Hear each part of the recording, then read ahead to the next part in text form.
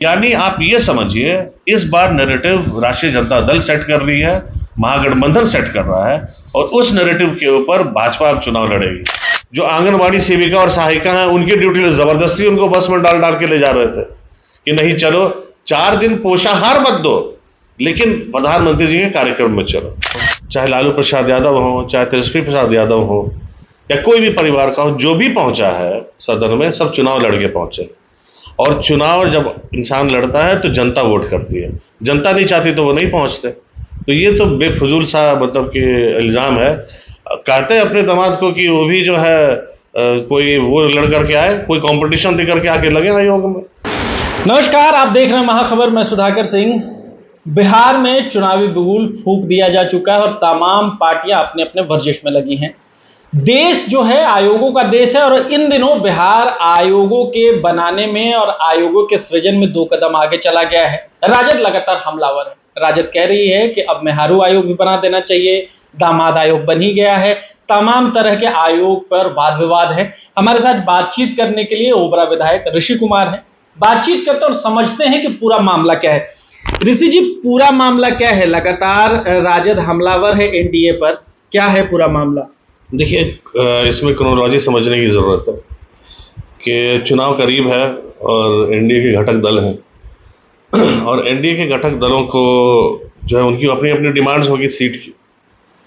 अब उनके सीट के एडजस्टमेंट में जो है एनडीए का जो प्रमुख घटक दल है वो है भाजपा जी।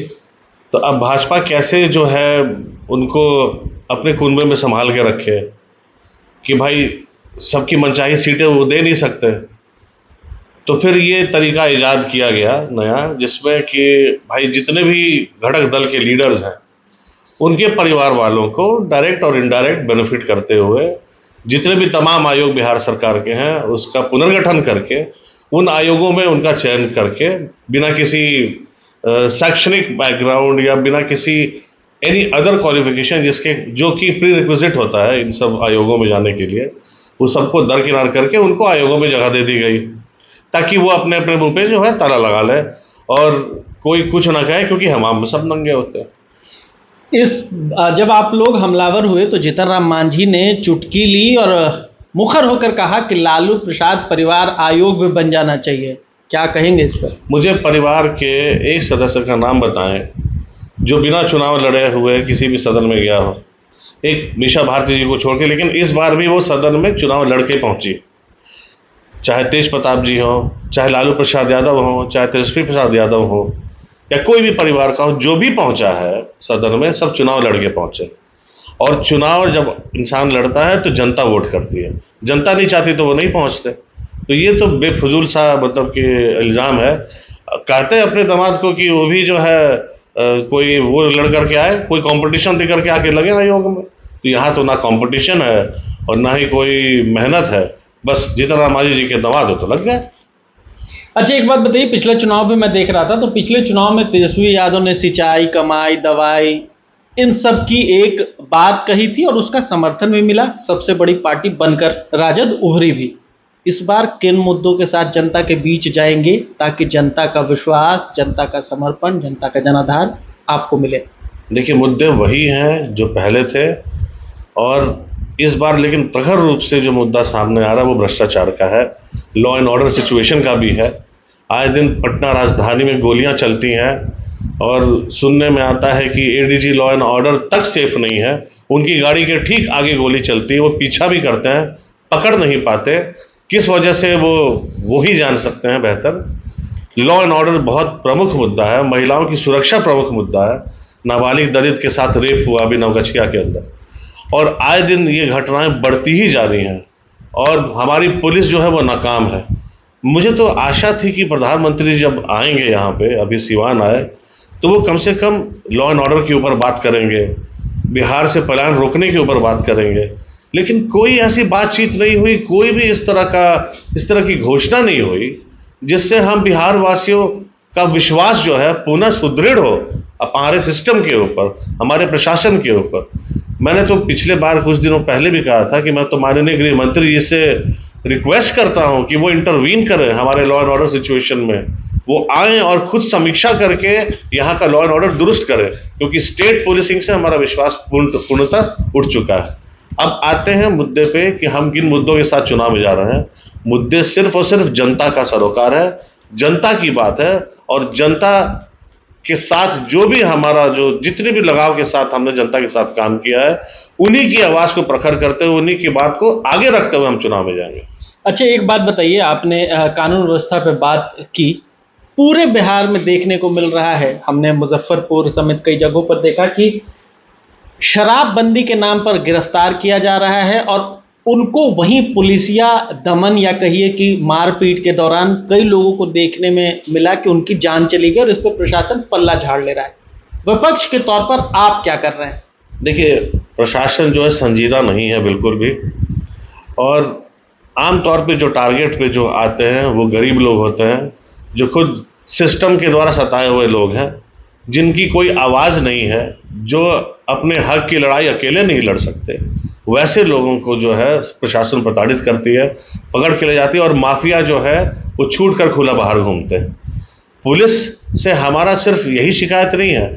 आप बताइए, अभी कुछ दिन पहले ही बिल्कुल जो बिहार का सबसे सिक्योर इलाका जिसको माना जाता है, जहाँ पे एक अन्य मार्ग है, जहाँ पे पोलो रोड है, वहाँ पे ठीक जो है नेता प्रतिपक्ष के घर के सामने गोली चलती है, और उसको पकड़ने और उसको जो है एप्रीहेंड करने के बजाय लोग दोषारोपण करने लगते हैं कि हमारे कोई समर्थक होंगे, किसी ने कुछ कर दिया होगा। जब आपकी पुलिसिंग जब फेल होती है, तब आप कहीं ना कहीं लाचार दिखते हैं, और वही हालत हमारे बिहार सरकार की है।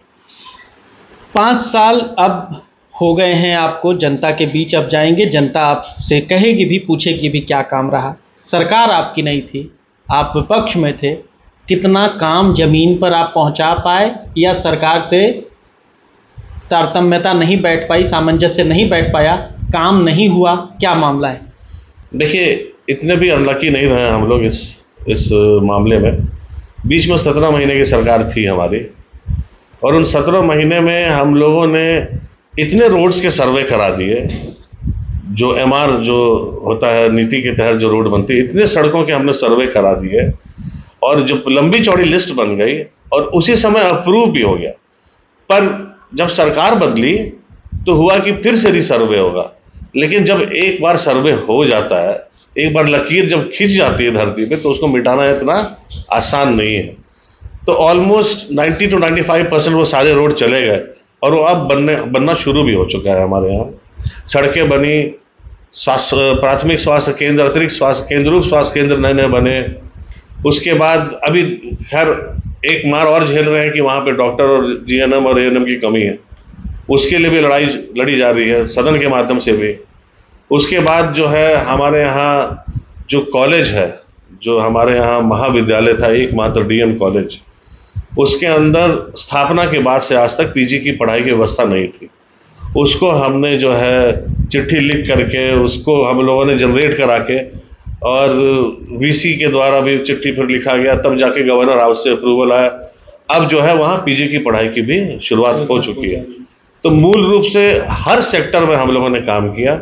सारी दिशा जो है माननीय नेता प्रतिपक्ष जो है हमारे, उनके द्वारा दी गई थी, और उसके ऊपर 90% तो हम लोगों ने कोशिश किया कि अमल कर सके, बाकी 10% इधर उधर चीज़ें हो ही जाती हैं। आप युवा हैं, आपके नेता उप मुख्यमंत्री तेजस्वी यादव युवा हैं। 17 महीने की सरकार रही, उसमें उन्होंने खूब नौकरियां बांटी। हालांकि नीतीश कुमार ने उससे कहा कि नौकरी कहाँ, अपने घर से लेके आए थे। लेकिन लगता है आपको बतौर युवा कि युवा का रुझान आपकी तरफ और नौकरी का जादू इस बार इस चुनाव में चलेगा? मैं आपको बताता हूँ, अभी एक दिन पहले की बात बता रहा हूँ। जो आपने सुना होगा, नेता प्रतिपक्ष ने भी इस बात को रखा, जितनी भी योजनाएं हम लोगों ने जिनकी चर्चा करी कि हमारी सरकार आने पे हम लोग वो करेंगे, या जितना भी हम लोगों ने अनाउंसमेंट किया था, वो सब आप देखिए, जैसे पेंशन बढ़ाने की बात करी थी हम। अब इस बार जब है मुख्यमंत्री जी और माननीय प्रधानमंत्री जी का जो कार्यक्रम था, उसमें इन लोगों ने उस पेंशन को बढ़ाने का काम घोषणा कर दी उन लोगों ने। 1100 कर दिया। यानी आप ये समझिए, इस बार नैरेटिव राष्ट्रीय जनता दल सेट कर रही है, महागठबंधन सेट कर रहा है, और उस नैरेटिव के ऊपर भाजपा अब चुनाव लड़ेगी। हमारे द्वारा दिए गए निर्देश को वो फॉलो करके ये साबित कर रहे हैं कि जो हमने बात कुछ समय पहले कही थी वो सच थी, वो जनता की आवाज थी, वो जनता की जरूरत थी, जिसके ऊपर अब वो अमल होने का काम कर रहे हैं। यानी हमने सरकार को मजबूर किया कि वो हमारे एजेंडे को शामिल करें अपने कार्यान्वयन में और उसको करके दिखाएं। आखिरी सवाल, डबल इंजन की सरकार है, केंद्र में नरेंद्र मोदी है, नरेंद्र मोदी और तमाम बड़े नेता अमित शाह जैसे लोग लगातार कैंप करेंगे बिहार में, क्या मशीनरी होगी? क्योंकि ये तय है कि डबल इंजन की सरकार है तो उनकी क्षमताएं ज़्यादा हैं, उनके पास मशीनरी ज़्यादा है, कई चुनावों में देखने में भी मिला। कैसे लड़ेंगे इस मजबूत मशीनरी से? मैं आपको बता देता हूं, बीजेपी जो है वो भारतीय इवेंट्स पार्टी है, वो लोग इवेंट पे भरोसा रखते हैं। माननीय प्रधानमंत्री जी जब आए सीवान में, मेरे क्षेत्र के यहाँ के जो डीसीएलआर थे उसकी ड्यूटी लगी हुई थी कि तुम 100 आदमी लेकर के आओगे। मेरे यहाँ के डीसीएलआर दाऊद नगर अनुमंडल के, उसकी ड्यूटी लगी हुई थी। जो आंगनबाड़ी सेविका और सहायिका हैं उनकी ड्यूटी जबरदस्ती उनको बस में डाल डाल के ले जा रहे थे कि नहीं चलो 4 दिन पोषाहार मत दो लेकिन प्रधानमंत्री जी के कार्यक्रम में चलो। तो जो इवेंट के पर्दे के पीछे का जो खेल है ना, वो जनता जानती है। आप कहां से भीड़ इकट्ठी करते हैं, कहां से लोग लेकर के आते हैं, आपको लोग सुनना नहीं चाहते तो सरकारी मशीनरी का दुरुपयोग करके आप लेकर के आते हैं लोगों को, ये पब्लिक समझ चुकी है। तो कितना भी बड़ा आडंबर आप प्रेजेंट कर ले, कितनी भी बड़ी मशीनरी खड़ी कर ले, उसके पीछे की ताकत जनता होती है, जनता का वोट होता है। और वही जनता जो है इस बात से अनभिज्ञ नहीं है कि इनके events, so called event management system में जो असली बुनियाद है वो जनता नहीं है। ये हमसे बातचीत कर रहे थे ऋषि कुमार, जिन्होंने साफ साफ कहा कि नरेंद्र मोदी हो या गृह मंत्री अमित शाह हो, जितनी भी मशीनरी लगानी है तमाम मशीनरी लगा लें, लेकिन आखिरकार इस जनतंत्र में सबसे बड़ी ताकत जनता की होती है और जनता इनके जुमलों, जनता इनकी सच झूठ से वाकिफ है। तो देखना होगा, आने वाला चुनाव दिलचस्प होगा और समझने की जरूरत है कि आने वाला चुनाव किसकी तरफ बैठेगा। आप बने रहें, तब तक के लिए महाखबर के साथ मैं सुधाकर सिंह, धन्यवाद।